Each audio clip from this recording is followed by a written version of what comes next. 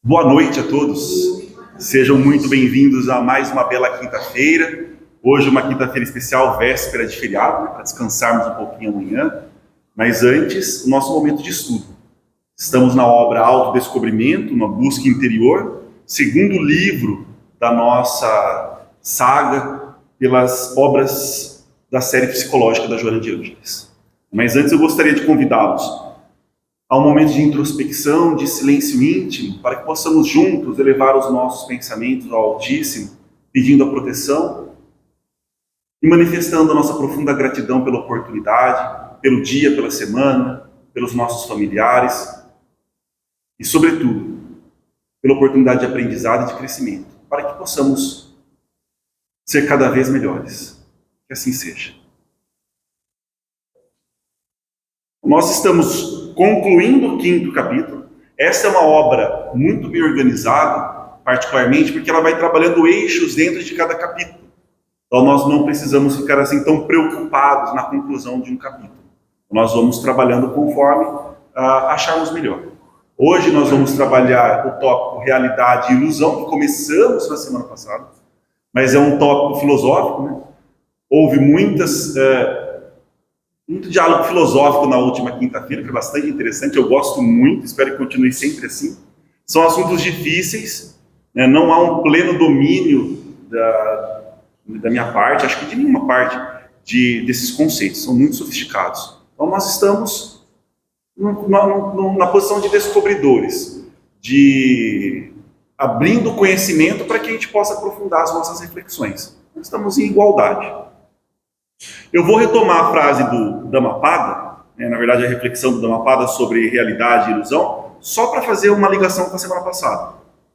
Então lá no Dhammapada, um dos trechos diz: aquele que confunde o real com a ilusão, e a ilusão com o real, nunca alcançará a verdade. Perde-se no caminho das ideias errôneas, mas quem reconhece o real como real, e a ilusão como ilusão, com segurança alcançará a verdade. E a primeira reflexão que a gente faz é: será que é possível alcançar o que é real apenas pelo pensamento? Apenas pela razão?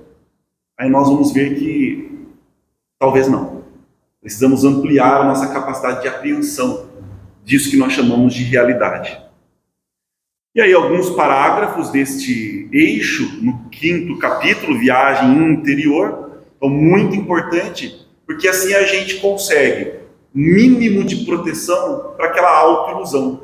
Estarmos sempre nos iludindo com relação às nossas emoções, às nossas conclusões, aos conceitos, aos entendimentos, geralmente buscando o que nos é mais conveniente naquele momento. Então nós não queremos mais conveniência. Abrir mão da conveniência para buscar a verdade é um compromisso que, com as palavras, fica muito bonito, mas no dia a dia é extremamente difícil de honrar. Então, os primeiros parágrafos, fazendo novamente aquela ponte com a semana passada.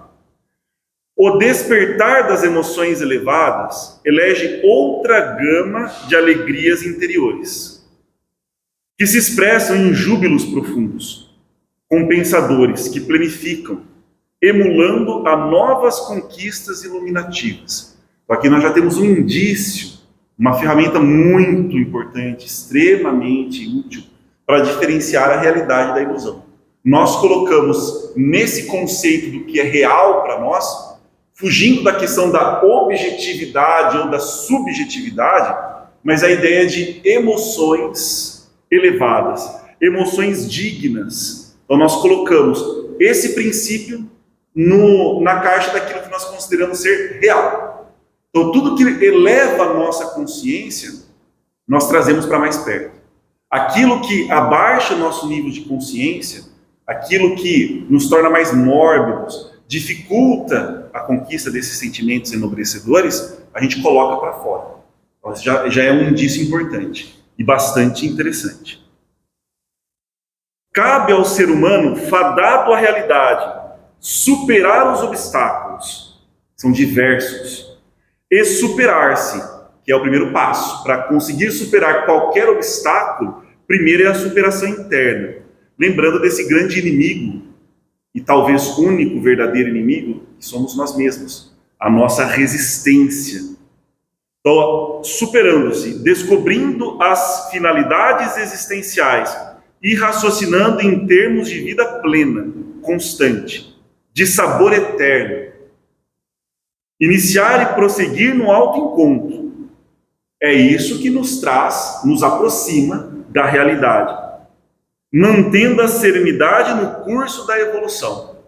Então percebe, nós conseguimos já elencar alguns princípios gerais. São abstratos ainda, difíceis de trazer para a prática, mas não podemos abrir mão deles. Um dos princípios gerais, nós acreditamos que o universo é ordem, que o universo não é caos. Esse é o nosso entendimento. Partindo desse princípio, nós começamos a pensar, de onde emana essa ordem? O que sustenta essa ordem? E aí nós conseguimos ter algumas leis, compreender leis gerais universais, que emanam deste ser, nós damos um atributo a esse ser, né, nomeado Deus, por nós. Então aí nós começamos a construir por dedução, princípios que decorrem desse posicionamento diante da vida.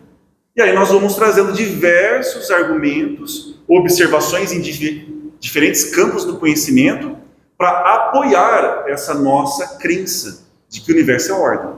Nós vamos buscar na matemática, nós vamos buscar na física, nós vamos buscar na filosofia, nós vamos buscar na literatura, diversos pensadores que sustentam esse posicionamento.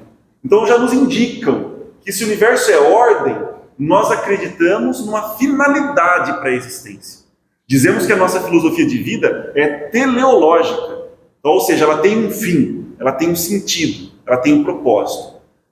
E grande parte da nossa busca é entender esse propósito, que de forma geral a gente já consegue nomear. É buscar e alcançar a perfeição, aproximarmos-nos de Deus. Isso no sentido metafórico. Nós já sabemos que a divindade está íncita no nosso inconsciente sagrado. Agora, pegando essa perspectiva geral, como que isso se realiza na prática, na minha vida? Que aí é algo específico, irrepetível, único. E na vida de vocês, como isso se manifesta? O cumprimento de um sentido e um propósito universal no particular. Isso também dá muitos debates, reflexões filosóficas aí, daria para a gente conversar encarnações, e é o que nós vamos fazer. Muito tempo pela frente. Mas aí a gente começa a perceber um mínimo de necessidade de coerência. Esse é o ponto. Então, se você sustenta esses princípios e valores, você começa a buscar coerência. Começa a perceber quando a sua mente tenta te enganar. Destoa desse princípio, destoa desse valor, destoa desse compromisso com o ideal. E aí, a nossa força de vontade para a superação. Só que a gente falha. Por quê? Nós nos concentramos na mente consciente, que é um primeiro passo importante, entender essa dinâmica consciente para conseguir estabelecer um mínimo de coerência ali, que aí vai ser uma falsidade consciente. Aí já é um problema de outras proporções morais. A pessoa que sabe que está manipulando o outro, que sabe que está enganando o outro, que sabe que está propagando, defendendo uma ideia por utilitarismo, por conveniência, para conseguir vantagens, aí estamos falando de outra discussão. E ainda diz respeito a nós escorregamos nisso ainda. Não sei se eu devo incluí-los ou não, né? Falando por mim só. Eu me vejo escorregando nisso ainda, mas já estamos adentrando outro nível de reflexão, entendendo emanações de conteúdos inconscientes que muitas vezes sabotam essa busca consciente. Aí já começa a ficar mais complexo ainda. Então, mais parágrafos nesse A Realidade e a Ilusão. As experiências da evolução propõem a fixação dos valores legítimos, aqueles que são de duração permanente. Olha, outro critério importante para a reflexão que estamos trazendo desde o livro Plenitude. O que é real tem que ser permanente. Isso nós atribuímos à realidade por meio de dedução lógica do nosso pensamento.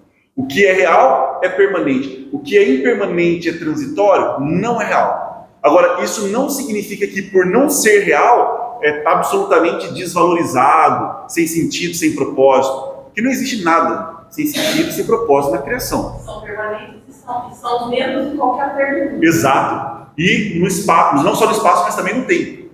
Então, o que era virtude, valor, permanente, para não irmos tão longe, exato, no século V a.C., no século V a.C., continua valendo hoje em 2024. Então, isso denota uma característica de algo real. Então, nós concentramos os nossos esforços nessa busca, naquilo do que é permanente. Mas o que é ilusório e o que é impermanente tem o seu papel também, tem a sua função. Esse que é o primeiro equívoco daquele que se coloca nessa busca, que é nobre, deslumbra, encanta, e a pessoa vai para o outro extremo, aquilo que na psicologia a gente chama de unilateralizar as suas funções psíquicas. Ele vai para o outro extremo e aí ele artificializa a sua busca espiritual. E aí isso geralmente está mais a serviço de complexos psicológicos, de arquétipos, do que de fato numa busca efetiva. E quando eu falo nessa questão de arquétipos também tem que tomar bastante cuidado, que é mais uma imagem arquetípica. O arquétipo em si nós vimos, não temos acesso. Nós não temos acesso direto aos conteúdos do inconsciente. Precisamos conscientizá-los. Mais difícil ainda do inconsciente coletivo, que aí é mais profundo, mais arraigado ainda na nossa constituição psíquica. Então, aqueles que são de duração permanente, enquanto os secundários, que são transitórios, olha que interessante, a própria Joana já coloca, não vão ser descartados. Aquela aversão, não posso ver, não posso pensar, não, isso é ilusão, aquele medo, aquela raiva, não. Eles servem como recurso pedagógico para a aprendizagem. A questão, que aí a frase do Dhammapada, a reflexão do Dhammapada é muito útil. A questão é quando há uma confusão e uma inversão. Eu tomo o que é ilusão por real e o que é real por ilusão. Aí as coisas ficam muito confusas. E as nossas decisões não são acertadas. E aí nós temos um grande companheiro que nos ajuda a perceber isso, que é o sofrimento. Sempre nos acompanhando e nos ajudando a entender, não, olha, esse caminho não está adequado, essa postura não está adequada, essa forma de pensar, essa forma de agir, essa forma de ser não está condizente com o que é real, com o meu propósito de vida, com a minha finalidade existencial. E aí nós vamos fazendo os ajustes. Então, essa ilusão e o que não é permanente tem o seu propósito, o seu fundamento. Falamos disso como corpo. O corpo não é permanente. Então, o corpo entra no critério do que é ilusão, no sentido filosófico. Ele não é permanente. Entretanto, eu não vou depreciá-lo, não vou maltratá-lo. Ele tem o seu propósito. Agora, eu não posso tomar as minhas decisões ou viver em função deste corpo, deste conceito do corpo como sendo absoluto. Mas a educadora também não está ligado só à ilusão. Às vezes ela faz parte do crescimento e resgates.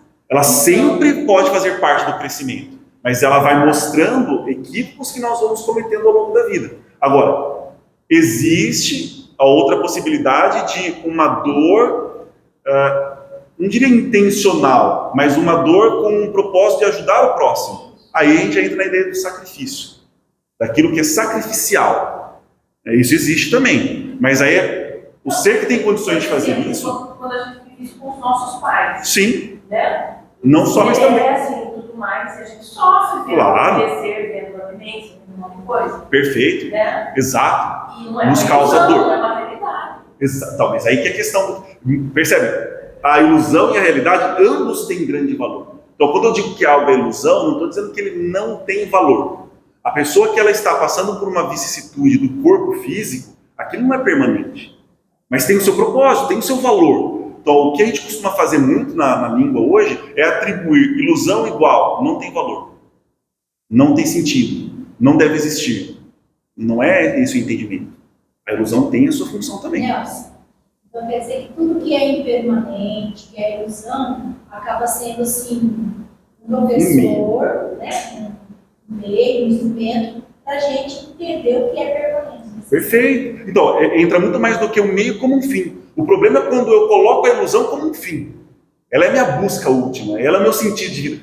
As ilusões não podem ser sentido de vida. Então, por exemplo, qual que é o sentido da minha vida? É ganhar dinheiro. Tá errado. Mas então ganhar dinheiro está errado? Não é o ganhar dinheiro que está errado. É fazer disso o seu propósito existencial, o seu sentido de vida. Porque isso não é permanente. Esse objeto que é criado, chamado dinheiro, não é permanente. Não tem fundamentação real. Mas tem o seu propósito, tem o seu valor. É necessário. O problema é aquilo que eu tomo. Então, qual que é o nosso caminho? Colocar como propósito existencial e como busca o que é real. E colocar essas ilusões como meio. O sofrimento também é um meio. Então, eu posso colocar o sofrimento, ele é real. Se chegar para a pessoa e falar, olha, seu sofrimento é uma ilusão, ela não vai entender. O que ela vai interpretar do que você está dizendo? Então você está querendo dizer que eu estou inventando. Então você está querendo dizer que meu sofrimento não é legítimo. Não, ele é legítimo, você não está inventando, mas ele não é permanente. Ele é um meio, ele não é um fim. Agora, existe muito, né, a possibilidade de eu escolher uma trajetória de dor, vai me causar dor, mas eu vejo nessa trajetória um caminho que vai beneficiar o próximo. Essa possibilidade também existe. Só que aí, o espírito que já está nessas condições, ele lida muito bem com o sofrimento. Ele já tem todo esse entendimento. E aí ele vai para o sacrifício. Um sacrifício. Nelson. Oi. Eu estou até pegando aqui nesse encontro, mas importante isso. No livro Consolador, se não me engano, Emmanuel fala que a dor física é a dor ilusão. Exato. A dor realmente transformadora é a dor moral. Perfeito. Que também não é permanente, mas é outro nível, percebe? É outro grau. E na verdade eu arriscaria dizer que tudo que a gente apreende da realidade, vocês concordam que passa pelo nosso aparato psíquico? Então tudo é psiquismo. Tudo é psiquismo. E nesse psiquismo também existe a ilusão. Mas isso não significa que não tenha a sua legitimidade de ser. Então a gente tem que tomar muito cuidado com o uso das palavras. Então a gente não estou usando a palavra ilusão no sentido de não é legítimo, não é verdadeiro, é inventado. Aí é outra conotação para o termo. Perfeito. Tudo quanto se considera virtude faz parte desse valor ético e dessa moral, frutos do amor. Então, é isso, nós acreditamos no desenvolvimento de valores e virtudes de sabedoria. Valores, virtudes e sabedoria. Isso constitui o que nós consideramos como real. Que trabalham o ser profundo e o estimulam ao crescimento, ao desdobramento das potencialidades adormecidas. Olha outra reflexão. Essas potencialidades já estão em nós, mas estão adormecidas, porque elas estão no inconsciente. E é isso que eu preciso trabalhar, e aí há vários caminhos, muitos meios para que isso seja trabalhado. Por isso a necessidade de estar nesse mundo sensível, nesse mundo manifestado, justamente para a gente conseguir construir essa diferenciação entre o que é real e o que é ilusório. E aí construir a nossa própria busca. Colocando-se a felicidade na satisfação das necessidades fisiológicas e sociais. Vamos parar nesse pedaço, né? Então, vamos ver o que a gente pensa sobre. Quem coloca a felicidade na satisfação das suas necessidades fisiológicas e sociais, em ilusão ou em realidade? Vive em ilusão. Agora, satisfazer as necessidades fisiológicas e sociais é o problema? Não, isso não é o problema. O problema é eu tomar isso como absoluto, como propósito de vida, como finalidade existencial. Não faz sentido eu colocar no que é impermanente, no que é mundano e material, o meu propósito de vida, a minha finalidade existencial, porque aí eu me diminuo. Aí eu diminuo e continuo mantendo as minhas potencialidades adormecidas. E aí que é a grande pergunta filosófica, que a gente tem a nossa construção específica. O que é o ser humano? Então, esse é um estudo que deveria ser feito desde pequenininho, e buscando em várias fontes. Essa não, essa sim, vou trazendo e vou amplificando, expandindo o meu conceito. O que é a vida, o que é o ser humano, aí dando respostas, lembrando que essas respostas não são definitivas no nosso momento, porque nós não temos condições desse entendimento definitivo do que é a vida, do que é o ser humano. A não ser em aspectos gerais. muito abstratas. Nós queremos sair desses aspectos abstratos gerais e viver esse nosso entendimento, essa nossa compreensão. Nelson, você não acha que é proposital, então, o sistema de ensino no Brasil, não sei se em outros lugares, né? Ele não está focado na filosofia, na sociologia. Quer dizer, o enfoque é o letramento, né? A matemática, que são as exatas, o desenvolvimento desse pensamento, e eles deixam de lado o humano, na verdade, né? A escola, desde o começo, ela não faz isso. E lá no ensino médio diminui as aulas de filosofia, viu? Quer dizer, então a sensação que eu tenho é por não pensar nisso, é para desvirtuar mesmo. Eu não me sinto assim, à vontade de dizer se é proposital ou não, porque aí seria uma ilação da minha parte, né? Eu ia fazer uma inferência, mas que é uma tristeza sim. E, inclusive, a forma como se ensina matemática, física e ciências exatas também está equivocada, porque é uma forma muito utilitarista. A pessoa simplesmente pensa na física como uma fórmula. Eu tenho que decorar essa fórmula, vou substituir, vou passar no vestibular. Não. A física tem muita filosofia. A matemática é essencial para a filosofia. Esse que é o problema, porque aí a gente pode colocar esse problema até no nível superior. Num curso de filosofia, por exemplo, as pessoas não estudam matemática. Não dá para ser um bom filósofo se não saber matemática. Não dá. Por isso que as pessoas pegam os grandes físicos, os grandes matemáticos, eles eram também grandes o quê? Filósofos. Então, mas eu preciso ser especialista absoluto em tudo. Não dá. Você vai ter a sua especialidade, mas um mínimo de conhecimento matemático e físico para você se tornar um bom filósofo é condição sine qua non. E a recíproca também é verdadeira. Então, para você ser um bom físico, um bom matemático, você também tem que saber filosofia. Mas o nosso sistema de ensino é muito fragmentado e muito utilitarista. E as pessoas não apreciam o estudo. Então, o grande problema é que elas, desde pequenas, são condicionadas a não apreciar o estudo e ver o conhecimento como um meio, não como um fim. E ele vê o conhecimento como um meio para alcançar o quê? Dinheiro e status. Olha que interessante. O conhecimento é algo que é permanente. Perfeito. Vai levar para as outras vidas, inclusive. Exatamente. Então, assim, o permanente ele entende que é o meio, Exato. e o impermanente ele pensa que é o fim. Perfeito, está tudo equivocado. Aí surge essa grande confusão. Aí os alunos vêm com aquela pergunta, a pergunta que é clássica para exemplificar essa inversão de valores. Mas para que eu tenho que aprender isso? Mas para que isso vai ser? Mas eu tenho que aprender isso? Mas nossa, Pitágoras? Mas ninguém usa isso, porque isso, o youtuber tal faz aquilo, porque a profissão tal não usa aquilo. Ou seja, não aprecio o conhecimento, porque eu vejo como meio. Mas isso é um condicionamento social que a gente precisa trabalhar para quebrar. Porque nós não acreditamos nisso. Nós observamos e entendemos o conhecimento como fim. Então, sabedoria, valor. Ela fez um ano de matemática, realmente. Ela ama. Ela fala assim que a matemática é linda. Nossa, matemática é Quando extraordinária. você aprende a matemática, É maravilhoso. assim, é maravilhoso, assim, é um passeio, né? Você Sim. já foi fazer engenharia, fazer um cálculo, Perfeito. a molecada toda, e ela ia assim, sabe? Então isso é extraordinário, é isso que nós temos que incentivar constantemente. E como o Edson falou, não importa a sua idade, não tem fim. Não, eu já estudei, eu já me formei. Nós não estamos falando de formação, de diploma, que também tem o seu propósito social, etc. Nós estamos falando de conhecimento, ou seja, também sabedoria. Até para a gente diferenciar. A gente geralmente chama essa parte mais técnica e utilitarista, algumas pessoas chamam de conhecimento e diferenciam de sabedoria, mas aí é só uso de linguagem. Nós estamos falando do conhecimento no entendimento de sabedoria. Isso não tem fim. Isso é permanente. A gente quer sempre conquistar mais, desenvolver mais, aprender mais.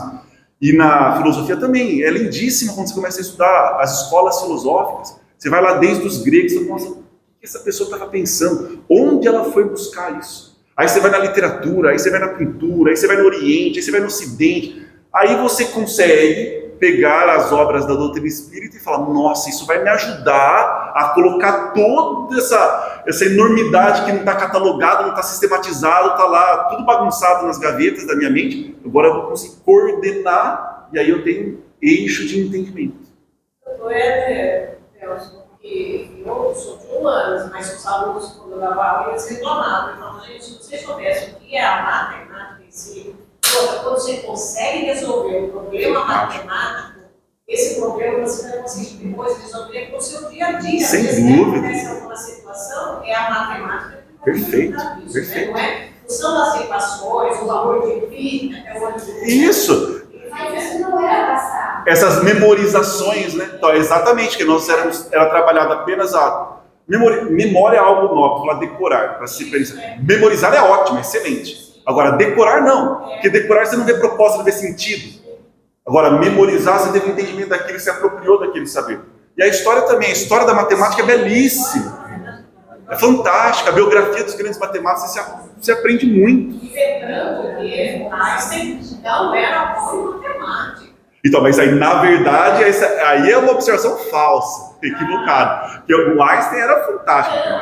Então, mas não essa matemática. Ah, sim. Você, Entendo, perfeito. escolar. Sim, sim. Não, é porque, na verdade... Ele não era bom nessa matemática, mas sim, eu ouvi os padrões, né? Sim. Tentava ele mesmo. Mas aí, para ver, o seu comentário é interessante, para ver como a escola pode ser mais cerceadora do que estimuladora. Sim. Na verdade, desde a escola, Einstein era muito inteligente. Só que os professores o odiavam, Exato. porque ele sabia mais que os professores. Então, o professor queria aquela aula. Ele quase não entrou na universidade porque só escreviam cartas de não recomendação, porque o aluno era insubordinado, desrespeitoso, vários adjetivos negativos a respeito. Mas ele era inteligentíssimo. Agora, ele era o único que sabia matemática? Não. Havia matemáticos que sabiam mais do que ele. Mas ele tinha um domínio matemático estratosférico, filosófico também. Ele era desrespeitoso, ele era mal educado, De forma ou não era compreendido. Ele incomodava porque ele sabia mais que os professores. Você imagina uma pessoa com 6 anos de idade, 7 anos de idade, olhar para você e perguntar uma coisa, você professor há 30 anos, não sabe responder. E aí o professor de física explica um fenômeno para os alunos, todo mundo copia como aquela é a verdade absoluta. Não, o professor está... Aí você fala, não, mas talvez não seja essa a explicação mais sensata. E se, pô, mas você tem 8 anos, fica quieto, como assim que você está falando? Mas ele gostava de usar a curiosidade, a imaginação, possibilidades. Por isso que ele não tinha o maior domínio em matemática da época. Não tinha o maior domínio. Mas por que ele foi capaz de fazer o que ele fez? Porque ele tinha coragem de pensar além do que era ensinado. Então, as pessoas aprendiam, respeitando a autoridade do professor, mas era um respeito mais coercitivo, e eles só ampliavam aquilo, assim. Aí você explica de outro do fora, falou, não, está errado. Agora você imagina ele dizer que Newton estava errado. Quem vai dizer que Isaac Newton está errado? Você está maluco, não existe isso. E ele publicou um artigo sem nenhuma referência. Ou seja, ele não citou ninguém, a não ser a própria mente dele. Não tinha referência no trabalho. E falando, Newton, a conclusão é, Newton estava errado. Agora, isso é parte da ciência, só que há um certo jogo de vaidade, de ego nisso, entende? Com aquele filme, A Mente Doida, uma coisa assim, lembra? Esse eu não me lembro desse. A Mente Brilhante. É sim, Mente Brilhante, do grande matemático. Extraordinário. Problema numa lousa. Isso, perfeito. Sim, percebe? Então, nós temos esses grandes talentos. Gauss, por exemplo, vocês lembram de Gauss da escola? Gauss, com 7 anos de idade, a gente sempre conta essa história nas palestras, não sei se vocês já tiveram a oportunidade de ver. Ele era tão inconveniente que a professora, para deixá-lo quieto e conseguir dar aula para os demais alunos, passou um castigo para ele, que era somar de 1 a 100, né? Então 1 mais 2, mais 3, mais 4, mais 5. E qual que era a perspectiva da professora? É inocente, professora, né? Imaginou que um aluno brilhante como aquele fosse pegar o caderninho e fazer 1 mais 2, vai passar o tempo todo, né? Ele deu a resposta na lata, 5.050. Aí a professora teve que sair do estado de superioridade e falar, o que você fez, menino? O que você fez, moleque? Pô, a professora, é fácil. Você pega 1 mais 100, 101. 2 mais 99, 101. 3 mais 98, então você vai pegando de pares. Quantos pares tem? 50. Então, 50 vezes 101 dá 5.050. Acabou. Então, ele resolveu o problema em instantes. Mas ele tinha 7 anos. Aí ele mostrou o que nós chamamos de progressão aritmética. Soma de n termos de uma PA. Com 7 anos de idade. Então, nós temos que estimular isso. incentivar os estudos em diferentes áreas, seus diferentes talentos, né? Mas a vaidade às vezes nos impede. São as potencialidades adormecidas. Exato. Porque alguém poderia estar saindo do gênero, né? Sim. Na física, na química, na matemática. Perfeito. E você percebe que tudo isso conversa pela busca. Se a gente coloca como prioridade, como meta, a busca pela sabedoria, todas essas contribuições são necessárias. Então, eu não preciso ser brilhante em todas essas áreas. Não dá, não tem como. Mas eu preciso pelo menos entender. É como a pergunta da professora, que acho que ela aprendeu o que é humildade, apesar da idade. Falar, como você fez isso? Você me explica, você me ensina, que eu quero entender essa genialidade. E aí em diversas áreas. Não dá para ser gerir todas essas áreas, né? Sim. Vai explicar isso para o Leonardo. Exatamente. Aí nós já estamos falando dos polímatas, aí é outra especialidade. Aí é ponto fora da curva. Einstein também, né? Ele tocava violino, aprendeu a tocar violino sozinho. Filósofo, matemático, domínio de literatura. Mas é aí que você percebe, você fala, é só por acaso. Não, primeiro que não existe por acaso, mas nós sabemos da história de desenvolvimento. Só que você pega Niels Bohr, por exemplo, que é o grande físico químico, um dos pais da mecânica quântica. A família o incentivava a ler filosofia em grego clássico, aos 13 anos de idade. Então, aos 13 anos, ele já sabia ler em grego. E ele estava lendo os filósofos. Então, quando ele chegou com 30, 35, 40 anos, ter aqueles insights, aquelas associações, era muito natural. Agora, por quê? Ele teve uma expansão da sua base, do seu repertório. Aí, culmina. Aí a gente fala, nossa, que sorte. Ele deitou e sonhou com aquilo. Tá, mas para deitar e sonhar com aquilo, desde os 13 anos, estudando filosofia em grego. E aí era diálogo nas casas dessas pessoas. Você pega as biografias. Eram encontros onde um tocava piano, vinha o poeta tal, o filósofo tal, vamos jantar, e naqueles jantares discutindo altas ideias enquanto tocava música erudita. É a perfeita definição de festa. Isso é uma festa. Só que hoje, qual que é a definição de festa?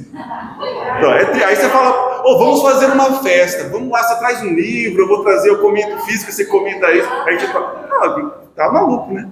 Infelizmente, nós temos que resgatar esse tempo áureo, resgatar resgatar entre aspas, né? Porque muitos não participaram disso, mas expandir essa perspectiva, percebe? A gente muda o conceito.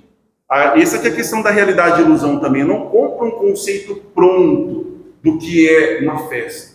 Hoje você conversa com um adolescente, pede para ele definir festa, todos praticamente, é raríssimo uma variação, todos vão dar a mesma definição. É música alta, fica conversando, tem bebida alcoólica, vai até 4 da manhã, tá. Foi simplificando, né? E na arquitetura, você vê a arquitetura. Sim. Né? Não, é incrível aquilo, né? Hoje é tudo quadradinho e pronto, uma caixinha. Porque tudo tem que ser rápido. É tudo com uma perspectiva, qual é a sua utilidade, não é qual é o seu valor. Eu encontrei uma amiga no supermercado, ela tem 15 anos. Teve uma festa de aniversário do menino no Unicamp. Os pais estavam, os pais planejaram a festa. E no barman, servindo, todo mundo viu, falou, mãe, eu tô indo. Ela falou, o que é isso, essa fita no seu pulso? Eu falei, para não lembrar de não beber. Eu tenho certeza que eu vou ter um monte de gente me incentivando a bebida. Eu não quero beber. Então, os pais fizeram a festa, 15 anos. E que prendeu o pai, o dono da festa. Eu entendo perfeitamente. Eu sou absolutamente contra também, mas infelizmente, nós ainda não somos a maioria.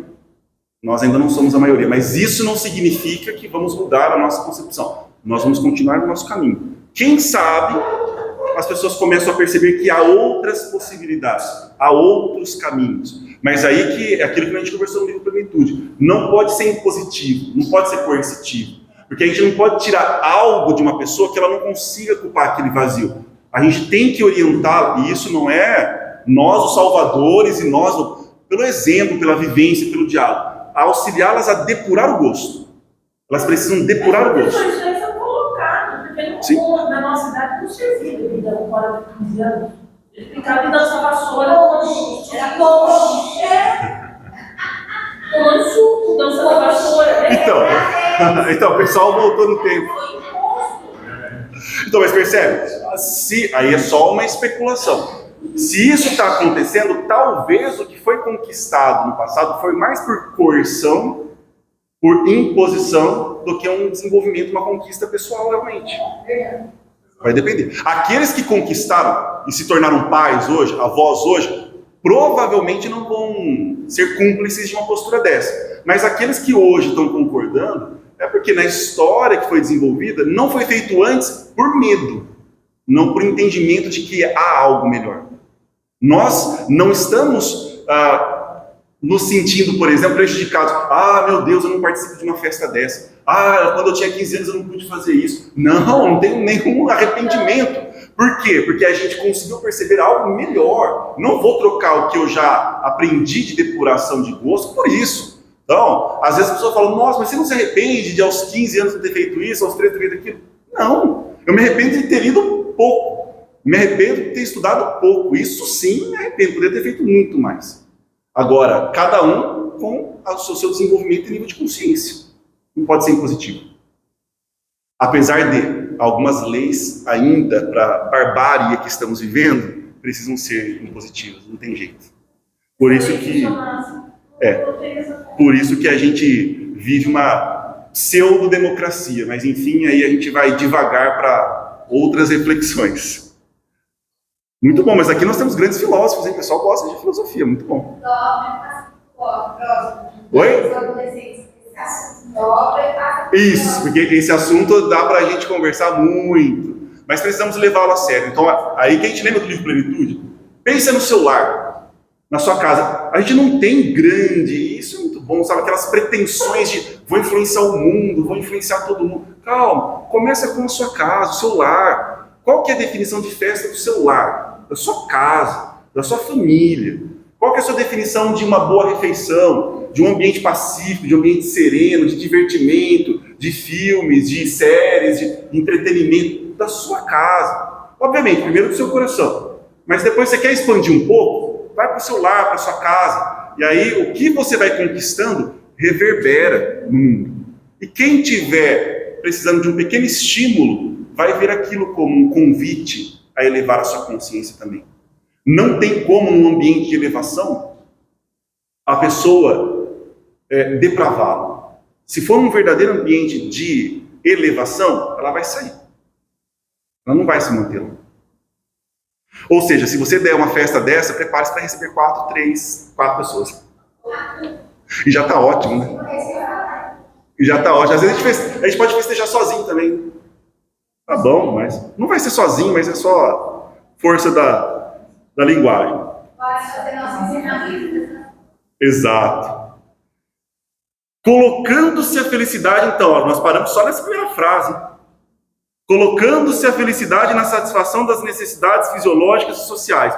É exatamente trocar o fim pelo meio, o real pelo ilusório. É inevitável que o despertar seja sempre deprimente, doloroso, cansativo, destituído de significação real. Isso não nos alimenta, isso não nos nutre. É um pseudo-alimento, é falso. Por isso, jornadeiam de uma para outra satisfação as multidões em aturdimento, sempre sedentas de novas experiências e de novos gozos. Por isso que a pessoa que não percebe que ela tem que mudar o seu paradigma, que aí pode fazer analogia com a ciência. Por que Einstein foi significativo? Há muitos trabalhos tão significativos. Mas por que ele entrou para a história? Rompeu um paradigma newtoniano. Assim como Newton também foi uma mudança de paradigma, Einstein foi uma ruptura de paradigma. Então nós precisamos construir essa ruptura de paradigma, não ficar aumentando a intensidade. Aí a pessoa vai a uma festa, por exemplo, que tem ponche, mas o ponche não está mais. Aí vem outro tipo de bebida, aí vem outro tipo de música, aí vem outro, porque eu quero estimular mais, eu preciso estimular mais, não posso parar, não posso pensar, eu estou sofrendo, melancólico, depressivo, não posso. Então vive num estado de superexcitação, e isso é fisiológico. Por isso que é legal estudar um pouquinho de biologia também. Porque quando você vai saturando, você vai só elevando a exigência do estímulo. É interessante essa última frase toda, né? Se trocar ali, colocando-se a felicidade com a satisfação das necessidades fisiológicas e sociais. Perfeito. Você trocar por droga. Mas está perfeito. Perfeito. Evitável, despertar essa sempre dependente, cansativo, significado Exato. real. Por isso, torna de uma para outra essa situação. Álcool, Encaixa. qualquer coisa. Ou seja, Sim. é um vício como qualquer outro. Exato. E é legal a gente fazer uma reflexão quando a gente fala que o corpo entorpece a alma, Sim. e é um entorpecente. Perfeito. E aí tudo que é ligado ao corpo como entorpecente, que são essas coisas que satisfazem o corpo, o status social, é exatamente a droga. Então a gente pode aprender com isso. A gente tem essa convicção de que a droga é isso. Basta a gente fazer essa associação que, olha, o corpo não é uma droga exatamente. Sim, né? temos. Mas se curvar a ele, é uma droga. Então, Sim. é ilusão. Perfeito. Faz toda. E aí que foi legal o termo que você usou. É muito, pelo menos para mim, é a definição de vício. O vício é justamente um placebo que eu utilizo para ocupar o espaço do que é real, mas está vazio. Então eu não vou à conquista do que é real. O que eu pego? Eu pego esse substituto que nunca vai me satisfazer. Ele me estimulou, me iludiu, me distraiu, me entorpeceu. Só que agora o limiar aumentou, está saturado. Então eu preciso de um estímulo mais forte, mais intenso.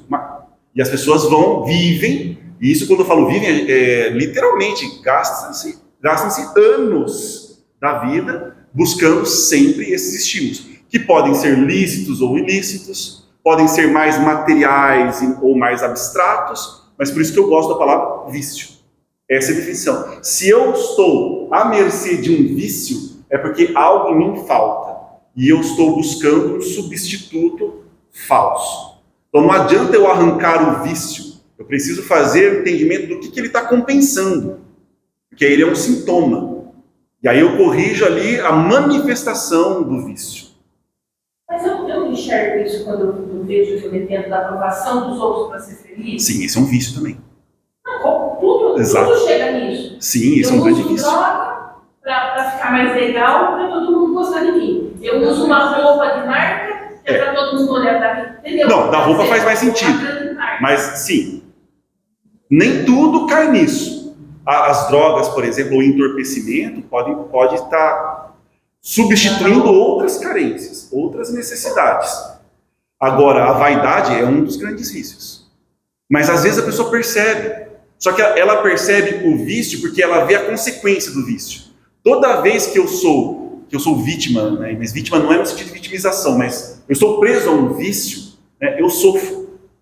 E o sofrimento inevitavelmente vai me fazer encarar aqui.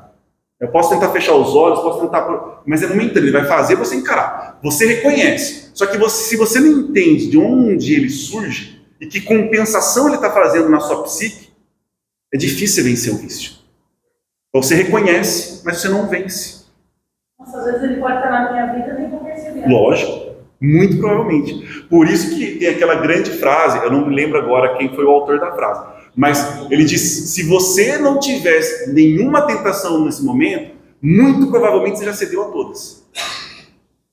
Então, no nosso momento não faz sentido, a gente está num momento psicológico em que a gente não pode ter essa inflação do ego, de que nós temos superpoderes ou supercapacidade. Não. Então nós enfrentamos tentação. E ninguém é tentado a não ser na sua concupiscência. Então eu tenho que entender a minha concupiscência, não o objeto. E quando eu falo objeto, não é uma pessoa, um objeto material, qualquer coisa fora de mim, onde eu projeto essa esperança falsa dele substituir uma carência minha. Mas aí esse trabalho exige muita reflexão, muito apoio profissional, aí o trabalho é longuíssimo. Então essa viagem interior aí é uma viagem que não é de férias, né?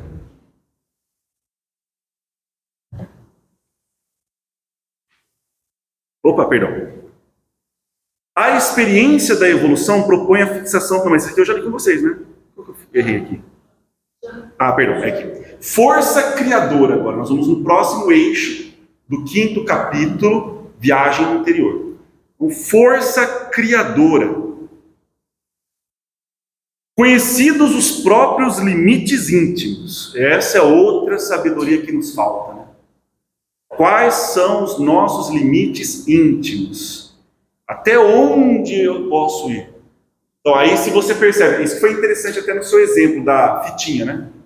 Então, as pessoas às vezes vão buscando recursos que sim, são válidos, são legítimos, desde que ela reconheça os seus limites. Então se ela percebe, o álcool para mim é uma dificuldade, eu considero uma fraqueza, eu ainda não entendo qual é a compensação, substituição, e eu tenho receio. Então evite ambientes onde o álcool é oferecido tão facilmente assim. Você vai conhecendo seus limites. Agora, óbvio que esse não é o caminho definitivo. Esse é apenas o início da jornada para que você ganhe tempo, energia, possibilidade para estudar, refletir, analisar e se entender. Então, conhecer os seus limites é uma grande sabedoria. E as ricas possibilidades diante de si. Ampliam-se os horizontes do discernimento. Isso é inteligência, saber discernir, escolher. Oi. O conhecimento dos próprios seriam as nossas emoções. Também. Você vai conhecer quais são os seus vícios, quais são as suas fortalezas, quais são as suas fragilidades, quais são os seus temores, quais são as suas angústias, o que você é capaz de fazer, qual o seu nível de generosidade, até onde você é capaz de ir. Isso é um conhecimento importante, que geralmente nessas perguntas a gente começa a fantasiar muito. Ou a gente foge e evita, ou a gente fantasia, numa inflação egóica. Então, ou a gente vai para a autodepreciação, ou a gente vai para uma inflação egóica. E, na verdade, são extremos do mesmo pêndulo. Você vai da megalomania para a autodepreciação. Muito fácil. Eu vejo assim, particularmente, hoje eu aprendi também a pôr limites. Exato. Todos, família, amigos, em situações. Exato. Então, aqui é interessante, porque está falando de limites íntimos, mas a gente tem os limites externos também. Perfeito. Muito bem colocado. Mas você percebe que eu vou conseguir estabelecer esses limites externos muito bem colocados, conhecendo os meus limites internos. Aí eu começo a saber dizer não. Não quero, não gosto, não preciso, não precisa ser grosseiro, violento, mas você sabe se posicionar com serenidade, com clareza, com convicção. Aí o seu dizer é sim, sim, não. Que muitas vezes é o que ela falou. Eu falava muito sim para o quê? Agradar. Exatamente. Então a gente faz muito isso, né? Perfeito. Aí a gente entende a nossa necessidade de agradar. É aí que começa a reflexão séria. Então não é simplesmente assim, não posso agradar porque isso está errado. Não, entenda por quê. Porque se sua mente está buscando isso, é porque algo está faltando. E ele entra como uma compensação psíquica. É um símbolo. O álcool, por exemplo, é simbólico também. Geralmente as pessoas que utilizam esses entorpecentes, elas têm uma ânsia pelo êxtase, pelo luminoso, pelo sagrado, imensa. Só que elas buscam isso pelo entorpecimento do corpo, não por aquele estado. Por isso lembra que na literatura sagrada, o vinho está muito associado ao êxtase espiritual. Né? Mas por quê? Mas é um vinho simbólico. Então, quando você vê aquela discussão se Jesus transformou água em vinho, você não está entendendo nada. Não é água em vinho, esse que a gente bebe, é o vinho simbólico. O vinho pelo álcool tem associação com o fogo, é a associação com o espírito, com o divino, com o luminoso. A água está associada com a matéria, então sim, Jesus transformou água em vinho.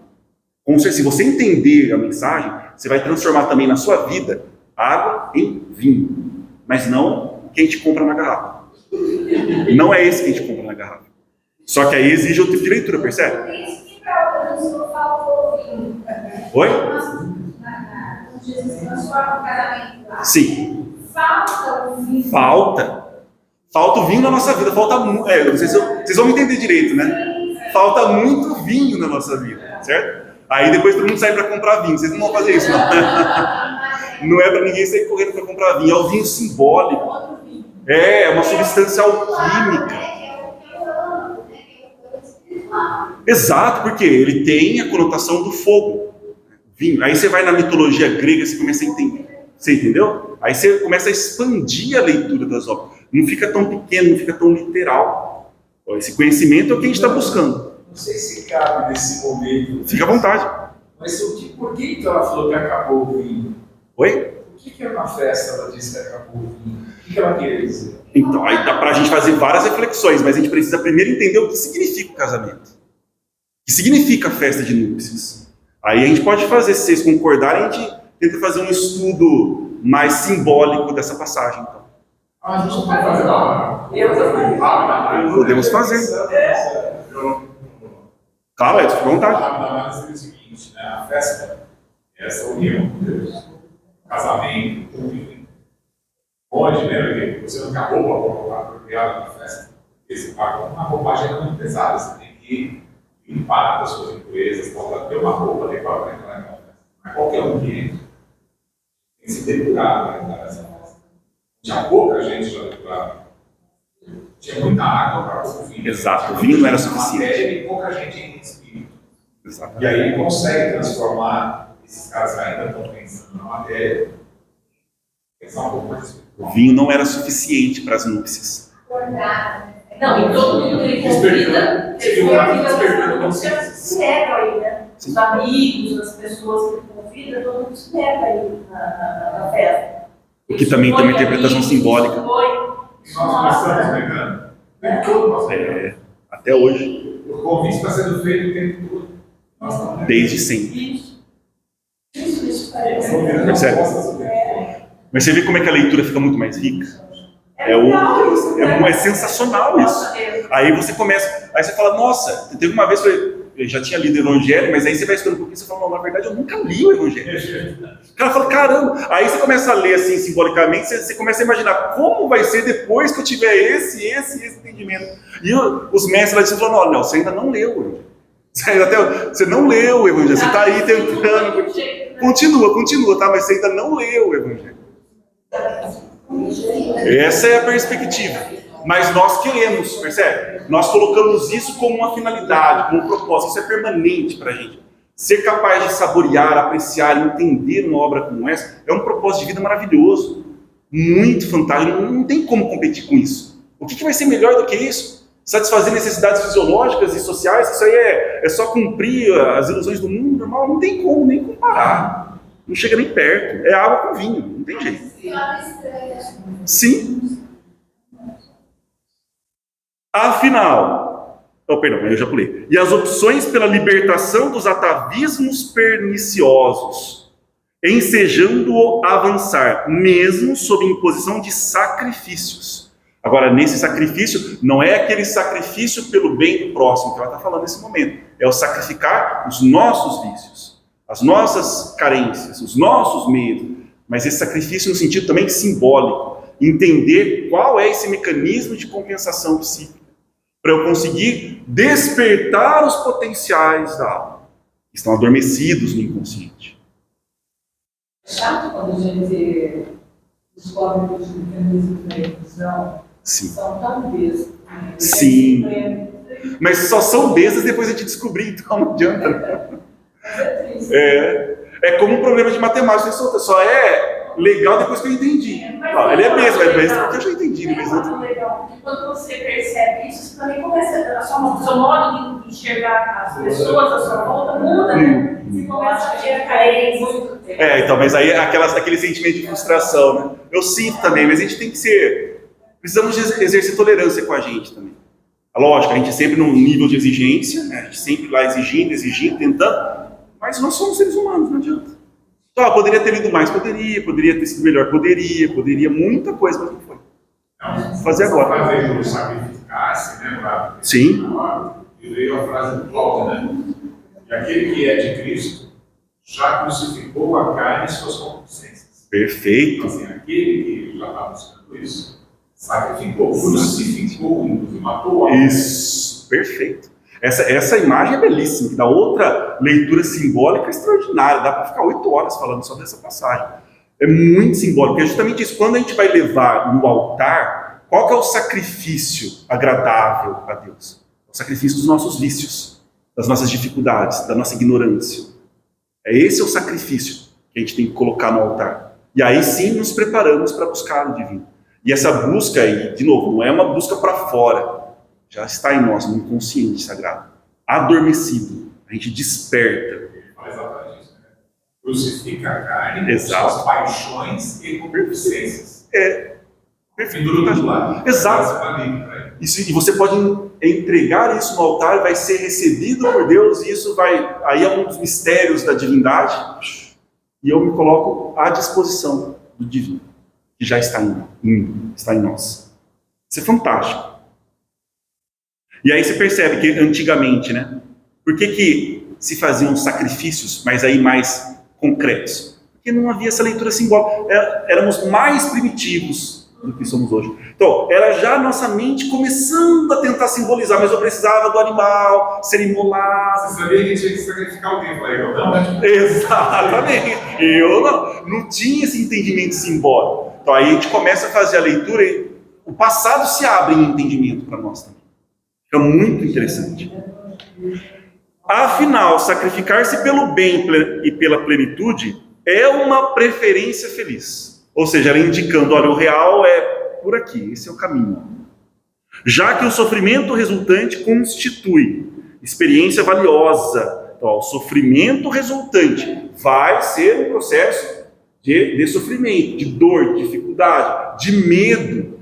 Né? E aí, nas passagens da Sagrada Escritura também, a gente sempre vê essas passagens, e às vezes eles não entendem esse teste, né? Mas por que Deus está testando? Isso também é uma leitura simbólica.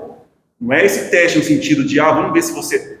Esse teste está acontecendo conosco o tempo todo. Ir até o nosso limite e entregar o nosso ego. Não entregar para ele ser extinto, tá? Então, entregar... Esse é a capacidade de sacrifício. E aí que eu vejo os meus limites.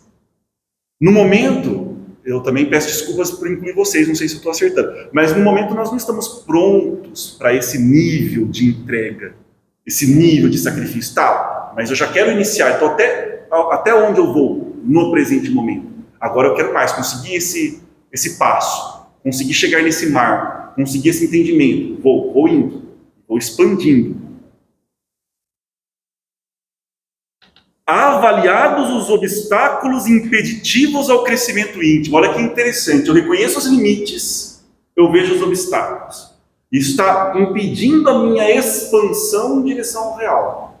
Então eu começo a eliminar esses obstáculos. Então avalio os obstáculos impeditivos. Fácil se torna investir coragem e decisão, a fim de extirpar a carga de inferioridade, que por sua vez, embora proporcione sensações de prazer, lembrando a nossa frase, nem tudo que é agradável é bom. Essa é outra confusão que a gente faz.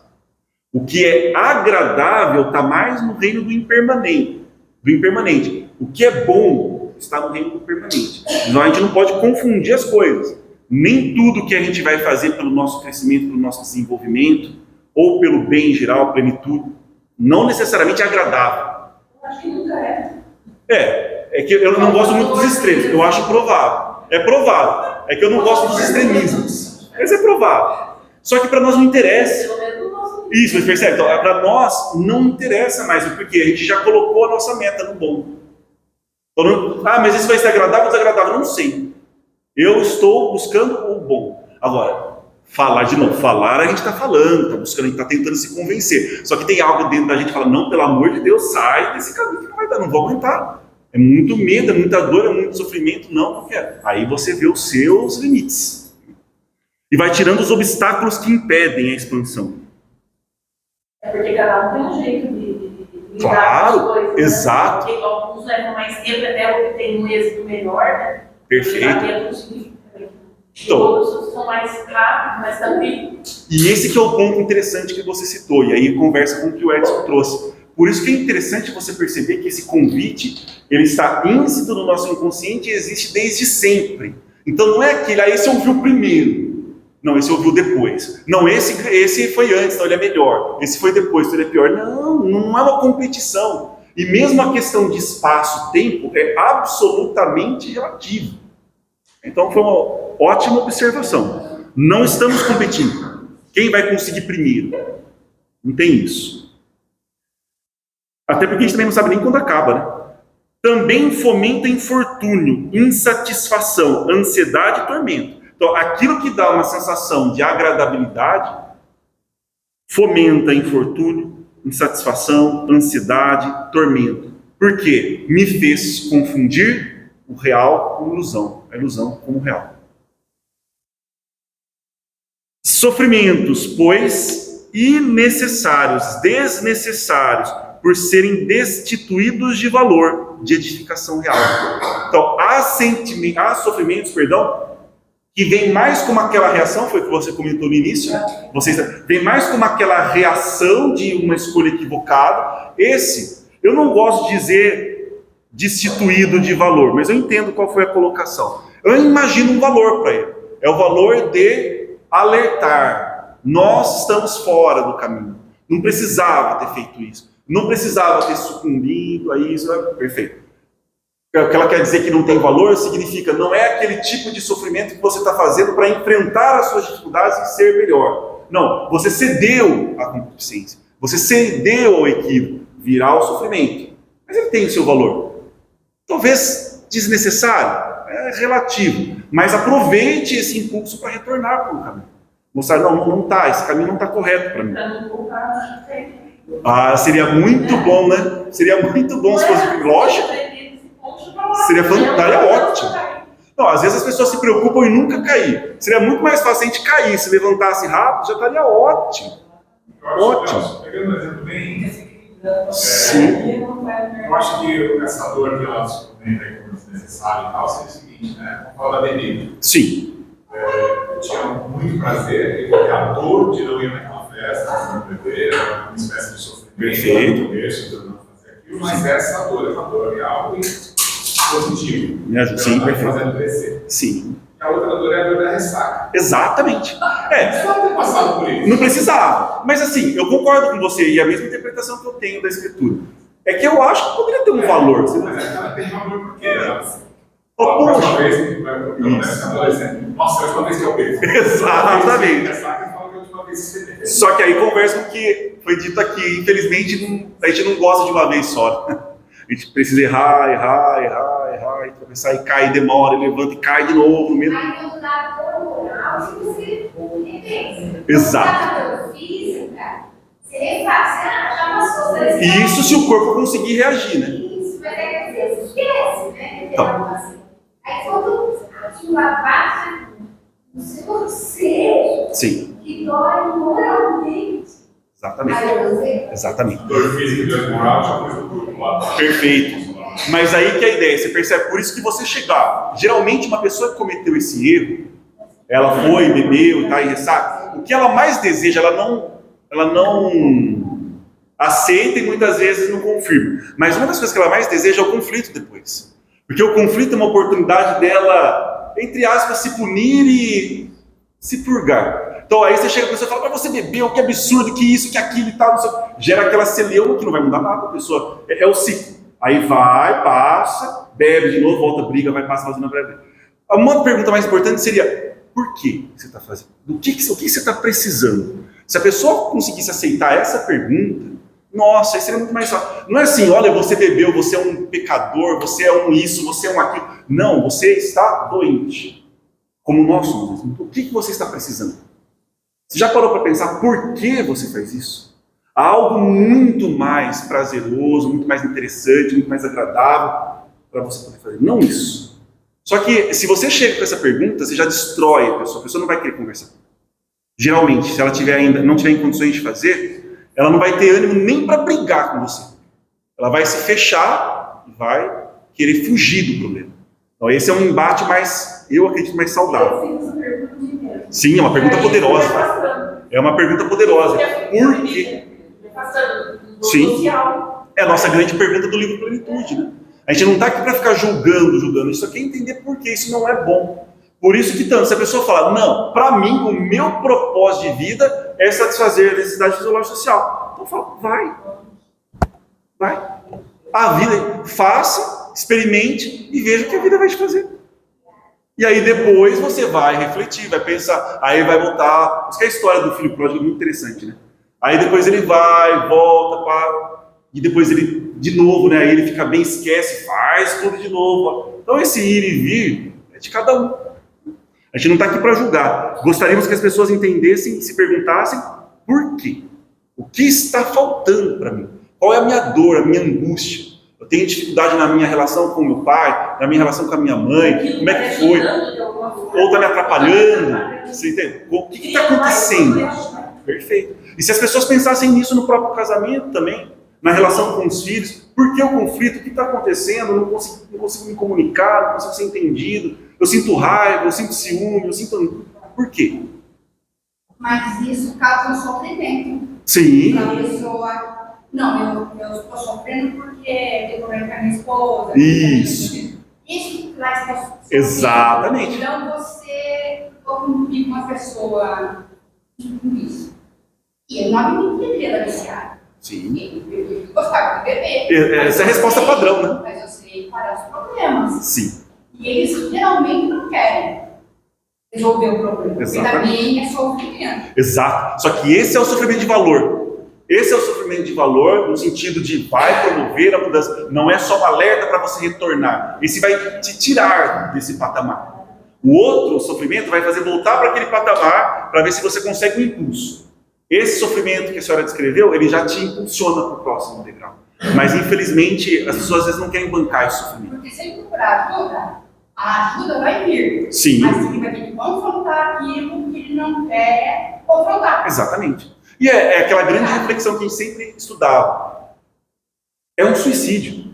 A pessoa está se matando. Mas tem que entender por que ela está fazendo isso. Então, o que ela está buscando por meio dessa dor, desse sofrimento, dessa vitimização, autocomiseração? Só que a gente tem que respeitar o tempo. A gente oferece, a gente tenta criar condições, o que está ao nosso alcance, para criar condições para que ela consiga fazer essa reflexão. Mas, em última instância, a decisão sempre vai ser dela. Agora, essa história de eu faço porque eu gosto, é uma resposta muito superficial. É uma resposta muito para autoenganação. É a frase traduzindo, estou fechando a porta para as suas reflexões. Eu faço porque eu gosto. Ou seja, estou fechando a porta para o diálogo. Não, o meu filho tem 25 anos, né? E essa idade aí eles, sei, até antes disso, né? Eles gostam de beber, de festinha. Aí eu percebi que ele estava bebendo assim mais do que eu gostaria que bebesse. Claro. Porque mãe, bacana. Sim. E aí o pai dele era alcoólatra. Daí eu falei, não é. Aí eu falei assim, vem cá, você tá certo desse caminho que você está seguindo? Pensa bem. Porque eu tô achando que você está bebendo muito. Você está bebendo muito, né? Aí ele falou assim, eu vou ter que parar, vou ter que diminuir. Eu falei assim, toma cuidado, porque quando a gente bebe muito, de repente alguém coloca alguma coisa na sua bebida, você está tão desligado. Então eu alertei ele desses problemas na balada. Não sei o que acontece. Por si mesmo, quer dizer, tipo assim, ele caiu em si, Sim. sozinho, Perfeito. eu só alertei. Sim. Mas se ele não tomasse a decisão, hoje ele estaria sendo a volta, porque hoje ele não bebe mais. De vez em quando ele toma alguma coisa e ele fala assim, eu falava para ele, o que você vai fazer? Não, nas festinhas. Eu vou dançar. Ah, você vai dançar? Precisa da bebida para dançar? Aí hoje ele já sabe que não precisa, que ele se diverte tanto quanto ele chegou nessa conclusão por ele mesmo. Mas só que ele começou no caminho. Sim. E voltou, entendeu? E aí você deu a oportunidade dele refletir, fez um convite à reflexão. Exatamente. Um convite à reflexão. Então Excelente. hoje está assim, bebe de vez em quando ele está afim, porque direto ele fala, eu tomo uma coisa, eu tô feliz. Perfeito. Por isso que a gente sempre estuda também a frase, tudo eu posso, mas nem tudo me convém. Por isso que a frase é perfeita para isso. É exatamente o que a gente falou, você quer colocar as necessidades fisiológicas como seu propósito? Vá, experimente, veja o que a vida vai te fazer. Aquela frase oriental, dialoga com essa frase também. Tudo eu posso, mas nem tudo me convém. Agora, por que não me convém? É uma conclusão que eu tenho que tirar. Por que eu estou fazendo? Está me fazendo mal, mas eu continuo fazendo. Tem que ter algum entendimento a respeito. A pessoa desejar isso. Se nós fôssemos um pouquinho mais curiosos, né, mantivéssemos a nossa curiosidade, seria interessante. Porque esse é o nosso dinamismo psíquico. Aí a gente não precisa ir para tão extremos assim, o álcool, as drogas ilícitas. Você pode pensar no abuso do doce também. Você pode pensar no abuso de entretenimentos, filmes, séries. Por que acontece isso? Você vai entendendo que aquilo é um símbolo para uma compensação psíquica. Então, deveríamos ter esse hábito. Isso é viagem interior. Duas circunstâncias propelem a criatura ao avanço iluminativo. É sempre interessante quando vem com esses números falando só duas, né? Duas circunstâncias propelem a criatura ao avanço iluminativo. Mas a gente vai ver que não é tão simples assim, né? É mais complexo. Mas a primeira, insatisfação sistemática, que passa a considerar outras formas de bem-estar: amizade, serviço fraternal, interesse comunitário. Olha que interessante, nós falamos sobre isso em plenitude. Insatisfação sistemática. Só que o termo que nós utilizamos, que é um termo que eu particularmente gosto mais, vocês se lembram? É esgotamento. Então, eu estou depurando o meu gosto. Aquilo saturou, não quero mais. Esgotamento. Aí vem a capacidade de dizer não. São os meus limites. Eu cheguei ao meu esgotamento. Esgotamento daquela experiência. Só que a questão é, muitas vezes eu não permito que esse esgotamento chegue. Está tão próximo, já está lá na iminência de ocorrer, e eu fico buscando subterfúgios sociais, autoconvencimento, ilusão, para continuar deixando o esgotamento ali do lado de fora da minha psique. Deixa o esgotamento chegar. Não quero mais essa experiência.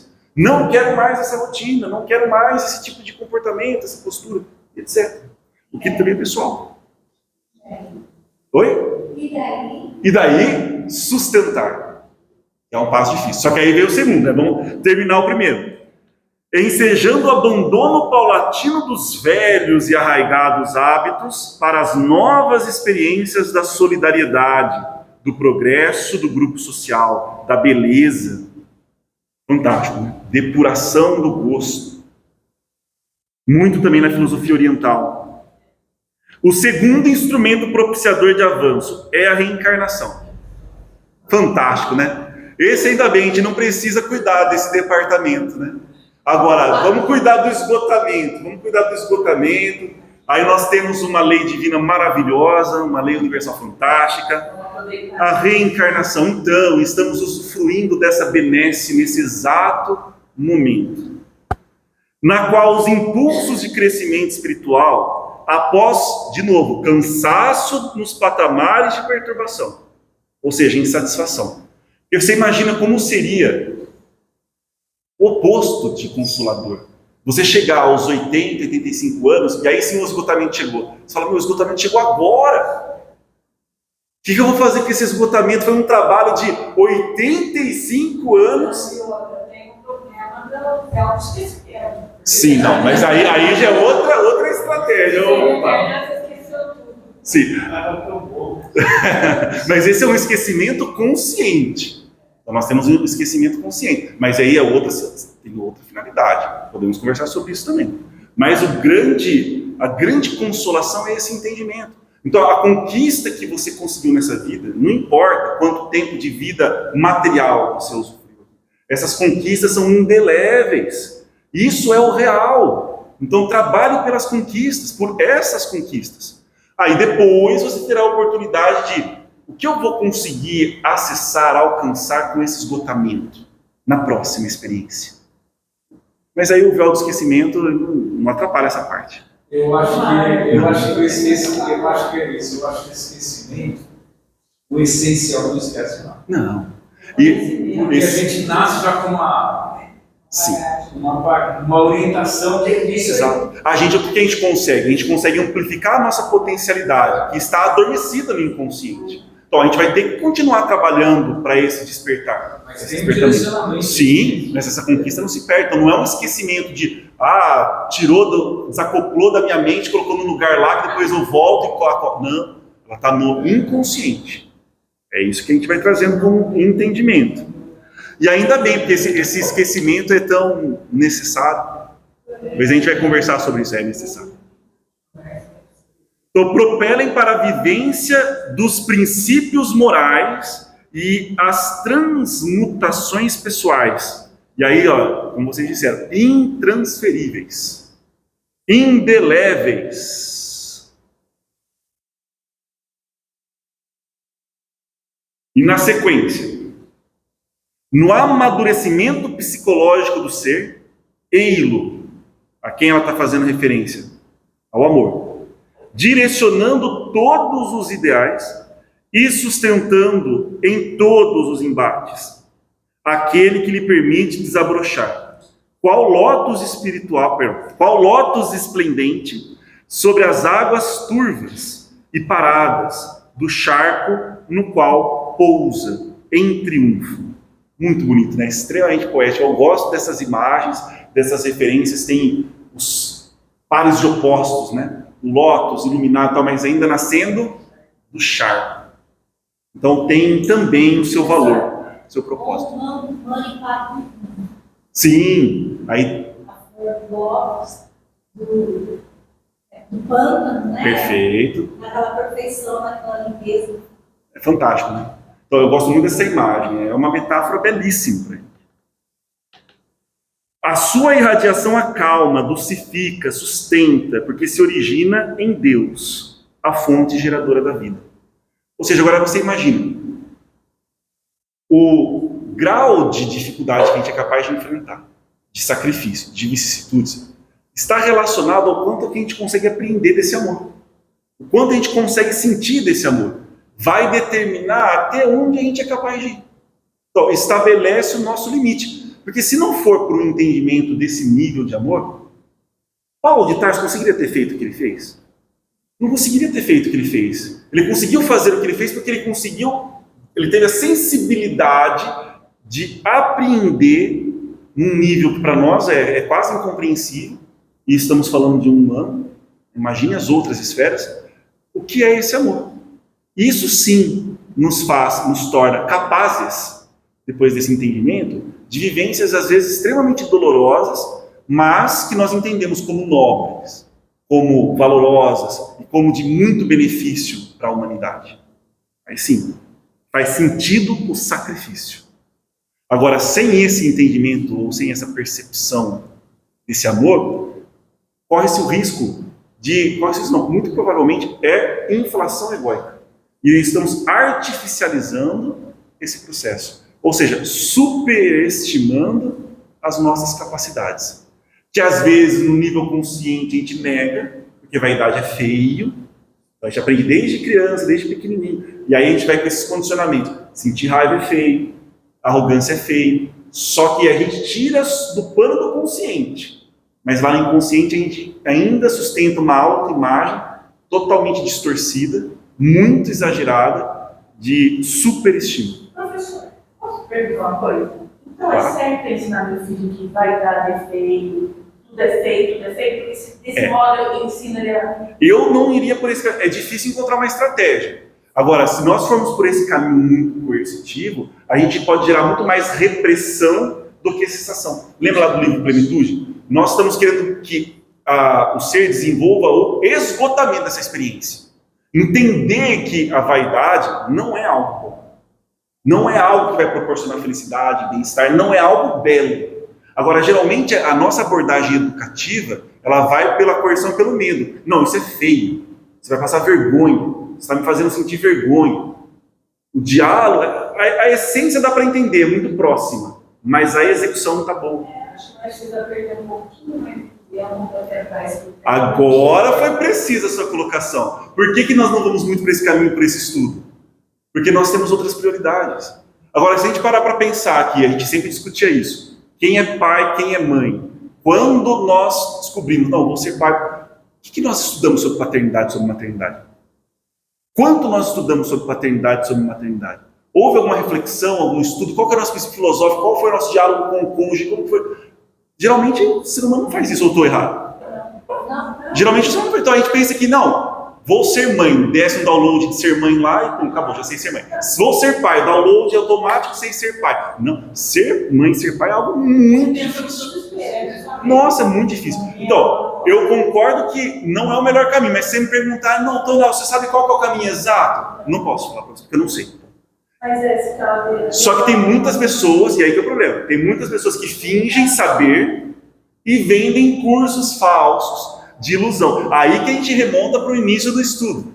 Aí você vai para outra, aí a pessoa tem uma visão utilitarista, percebe como uma oportunidade de mercado aquilo, e fala, não, fica tranquilo, eu sei educar todas as crianças do mundo. Para! Que isso? Não, eu sei como para você ensinar qualquer um a ser pai e ser mãe. Para, isso não existe.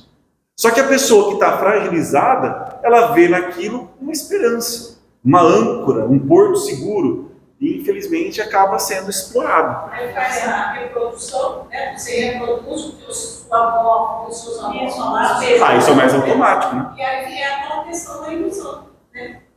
E aí, mesmo estudando muito, a gente vai repetir. Mesmo estudando muito, vai repetir. Sim, então. Agora, a questão é, o problema não está em repetir, o problema está em você não perceber que você está repetindo.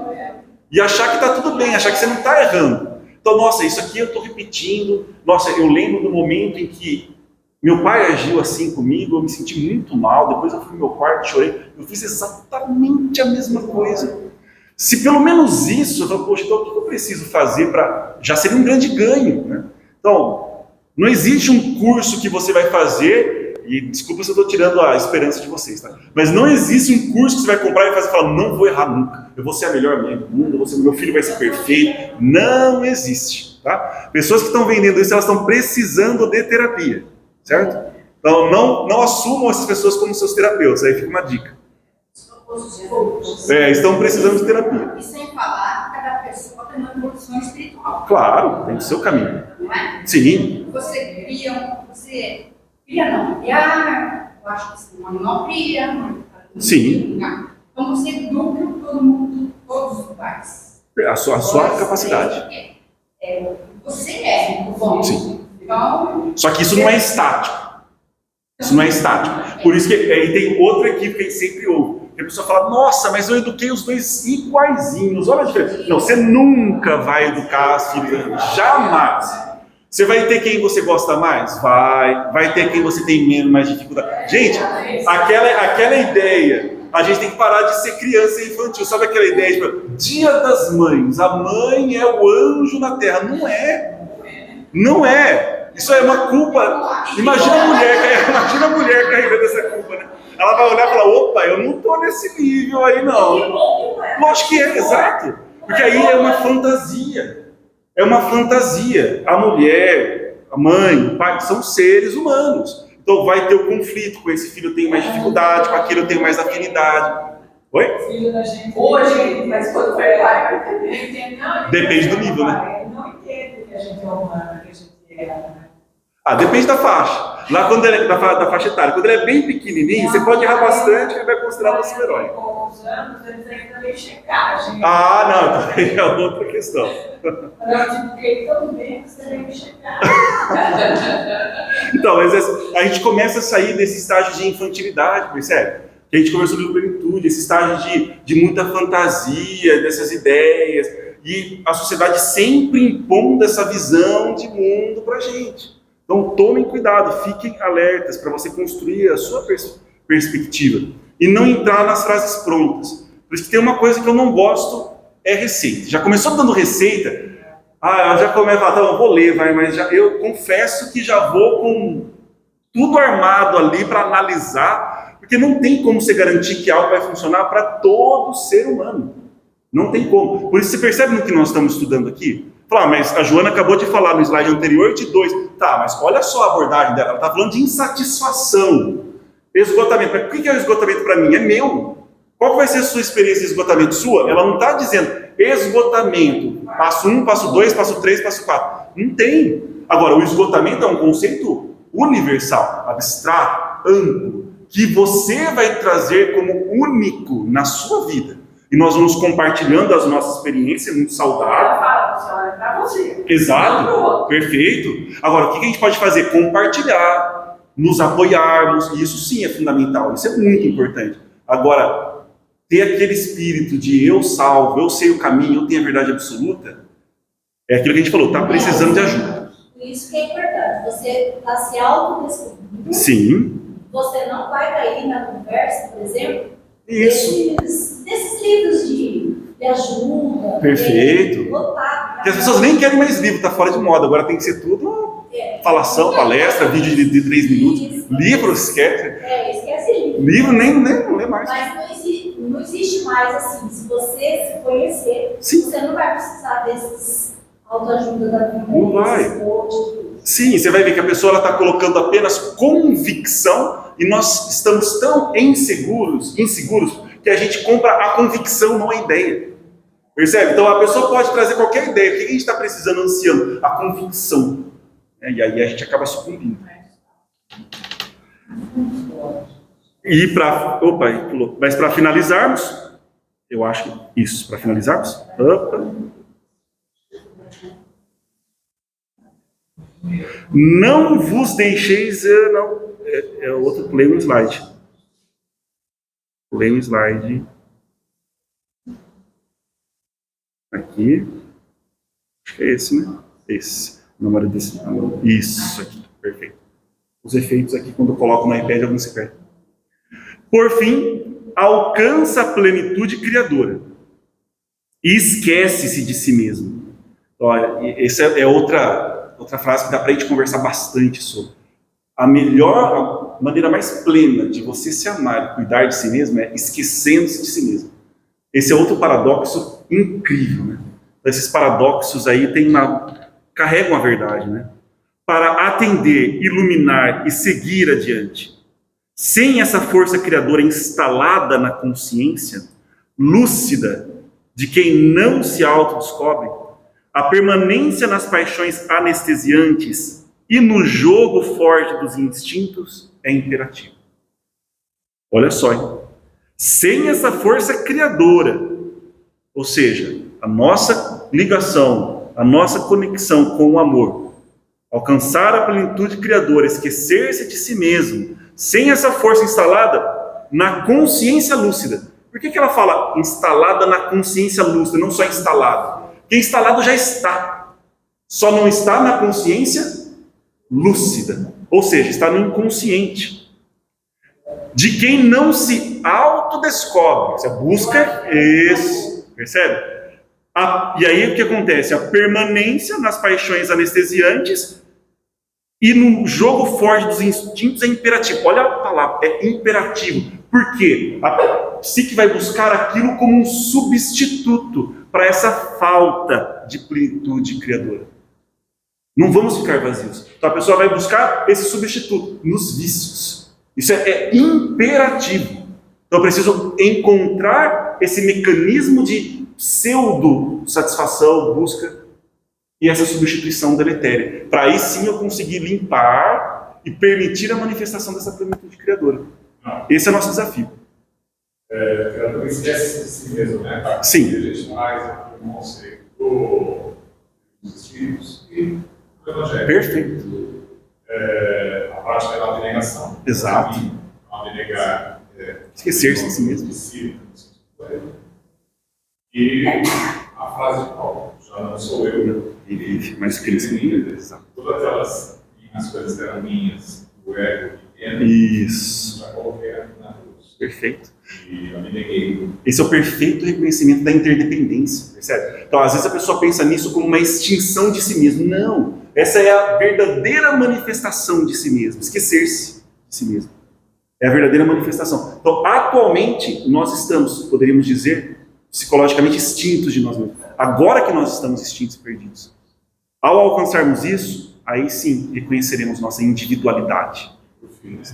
E aquele que quiser viver, morrerá. Exatamente. Mas quem morrer por mim, Viverá. Exatamente. É a mesma coisa. É a mesma coisa. Várias frases só A mesma coisa. Aí você vai um pouco na predileção, que eu gosto dessas que você citou. Eu acho elas poéticas, belas, perfeitas. Mas você encontra, inclusive, no Oriente também. Mas com outra roupagem. Na próxima semana, então, a gente entra em equilíbrio e saúde. 6º capítulo. Muito obrigado pela atenção.